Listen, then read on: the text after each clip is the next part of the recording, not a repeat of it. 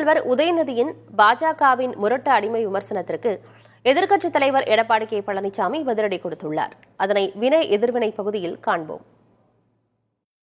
சமீபத்தில் ஒன்றிய அரசு பட்ஜெட் தாக்கல் பண்ணாங்க.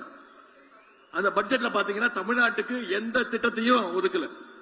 ஆனா அவங்க பட்ஜெட்டை முழுசா படிச்சு முடிக்கிறதுக்கு முன்னாடியே தமிழ்நாட்டில இருந்து ஒரு பாராட்டு குரல். யாரு? எதிர்க்கட்சி தலைவர் திரு எடப்பாடி பழனிசாமி அவர்கள். அதனாலதான் பட்ஜெட் சூப்பர்னு டயர் புகர் பழனிசாமி இன்னைக்கு ஃபயர் விட்டுக்கிட்டு இருக்காரு.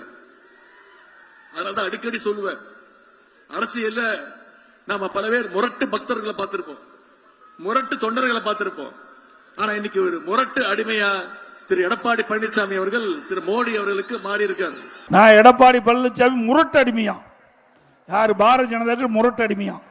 முரட்டு அடிமைன்னு எங்காச்சும் கண்டிருக்கிறீங்களா? புதுசா கண்டுபிடிச்சிருக்காரு. அவருக்கு டாக்டர் பட்டம் கொடுத்துடலாம், உதயநிதிக்கு டாக்டர் பட்டம் கொடுத்துடலாம். உதயநிதி ஸ்டாலின் அவர்களே, நீங்க சிந்திச்சு பாருங்க.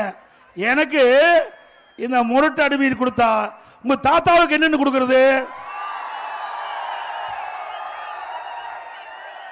யாரோட இருக்காரு?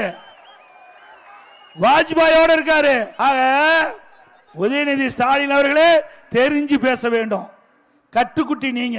ஆகவே நான் முரட்டு அடிமை இல்ல. உங்க தாத்தா அப்படின்னா உங்க தாத்தா முரட்டு அடிமையா? ஏன்னா தாத்தா பேச முடியாது, அதனால என்ன குறிப்பிட்டு தாத்தா பேசியிருக்கார்.